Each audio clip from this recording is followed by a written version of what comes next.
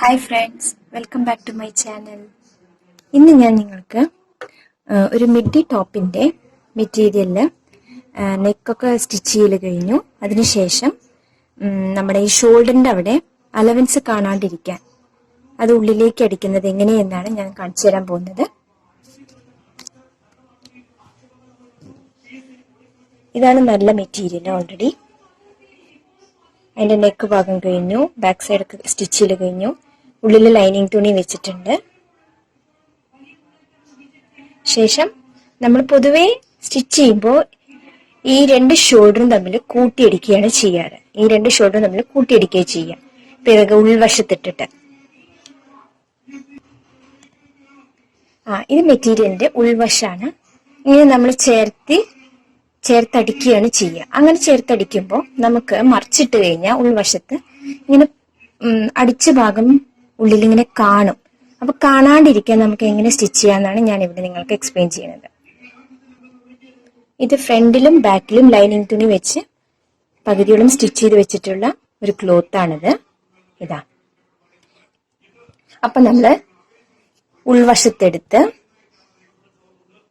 ഇങ്ങനെ കാണത്തക്ക വിധം ഇതാണ് നൽവശം.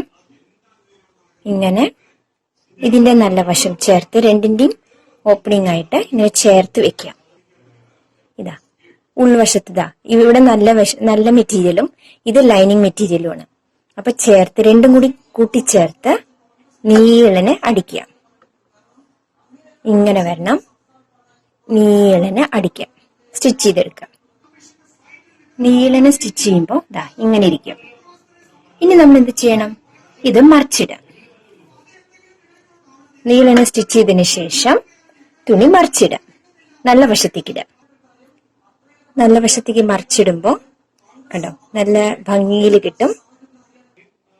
ഇതാണ് മെറ്റീരിയലിന്റെ നല്ല വശം. അതിന്റെ പിറകു വശത്ത് നമുക്ക് ഒരു സ്റ്റിച്ച് പോലും കാണില്ല.